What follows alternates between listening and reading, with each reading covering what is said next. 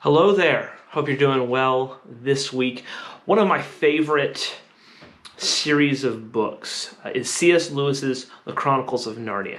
There's a whole bunch of reasons why I like this book. I actually discovered these books way later in life. They're kind of written as kids' books. I didn't really start reading them until I was much older than that. But one of the reasons I love this series of books so much is that C.S. Lewis, being a Christian, was very intentional about weaving the gospel narrative, the Jesus storyline, throughout the pages of all 7 books of the Chronicles of Narnia. The Lion, the Witch, and the Wardrobe, which probably is the most famous of all of those 7 books in the series, has some of the best biblical allusions, whether it's Aslan being a metaphor for Jesus, or the stone table being a metaphor for the cross. One of the really cool parts about that story, though, is when the 4 children show up in Narnia and they meet the Beavers, Mr. and Mrs. Beaver. They're told by the Beavers that there's this prophecy in the land of Narnia that one day 2 sons of Adam and 2 sons of Eve would sit on 4 thrones in the capital. And when that would happen, this reign of the White Witch that the Beavers in Narnia and all these other people who live in Narnia have been experiencing for over a century, her reign would be over. And as you read that story, there's a ton of opposition. Those kids face a lot of really bad hardship. But as the story progresses, they're eventually checking off kind of every single box from that prophecy that was made about them. And the reason why it's such a cool thing to me and why I love that story so much is because it is just so in lockstep with a lot of the life of Jesus and the ministry of Jesus. Our story today comes from Luke chapter 4, and it's one of, following last week's story of some of Jesus' early healing ministry and miracle ministry. Jesus goes home to Nazareth. He goes home to the hometown, to the home synagogue, and is going to teach from the scroll from Isaiah to his hometown and to his family and to the people who he grew up with. And so he reads the scriptures and he kind of closes the scroll and says, like, today in your hearing, in your presence, this scripture has been fulfilled. He's just read a whole bunch of prophecy about the Messiah. And he's essentially saying, like, this prophecy about the Messiah is about me and I'm here now. And Jesus gets a lot of really interesting kind of interactions with people based on this. There are some in the crowd who are on board, like awesome, like they're really encouraged by what he's teaching. They're excited, like he could be the Messiah.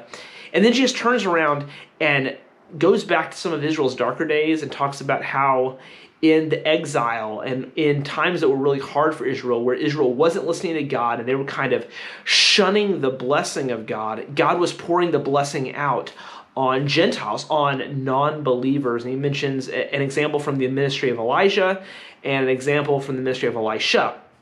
And this sets a lot of people in this crowd off. So much to the point where they actually, like, I don't know, they physically grab Jesus, but they basically escort Jesus to the top of this hill that their town is kind of built on with the intention of, like, throwing him off and killing him. And Jesus, being God, kind of miraculously maneuvers through that situation and leaves and goes on to another town. And when you pair that with some other things Jesus talks about when he's in Nazareth, or his interactions with family or people that grew up with him, he keeps coming back to this idea that a prophet is not without honor in his hometown, or goes without honor in his hometown. Just the idea being that, like, man, the people who grew up with Jesus weren't sold on him being the Messiah. Even his own brothers at one point are not sold on him being the Messiah, and like come in and kind of try and restrain him and take him away like he's some kind of a madman. But kind of the big picture thing that you get from this story is that even from the very beginning of Jesus' ministry, he faced opposition. He faced opposition from the people he knew, the people he grew up with, his own family.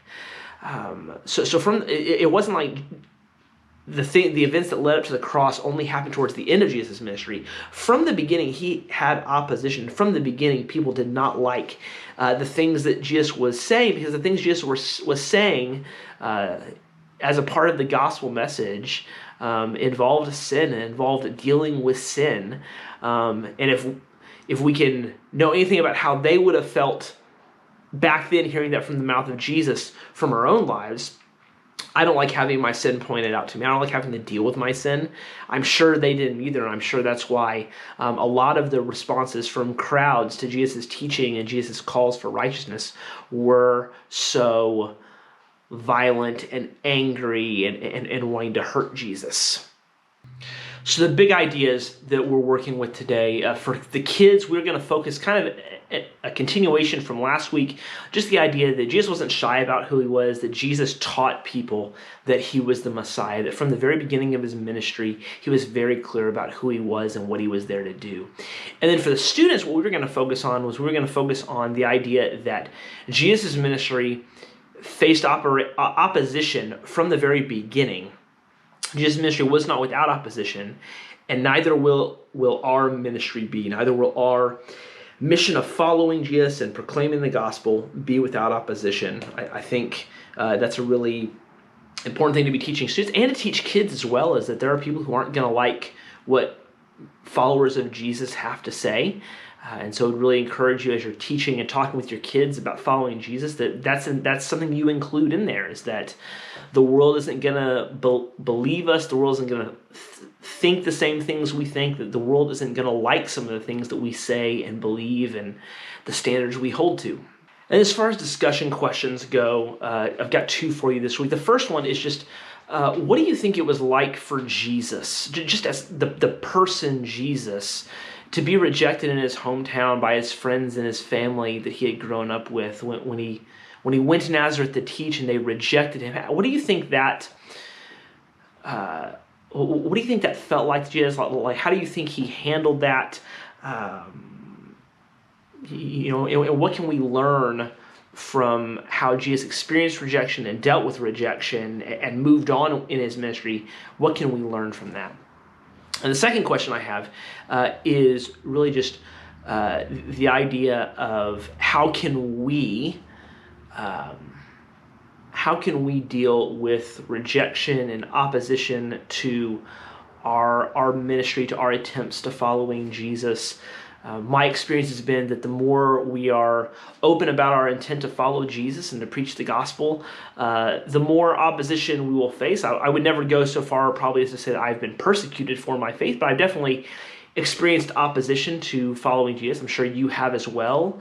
Your kids certainly will as they're getting older. And so just have a conversation about how we can deal with that and how we can move forward, how we cannot be discouraged by the fact that maybe we'll even experience something like Jesus, where people we know and people we love and people we trust reject our message, reject Jesus, oppose what we're living for.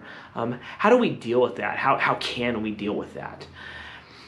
I hope you're having a great week. I hope you're enjoying sunshine and good family time, and hopefully the school year stuff is wrapping up at home.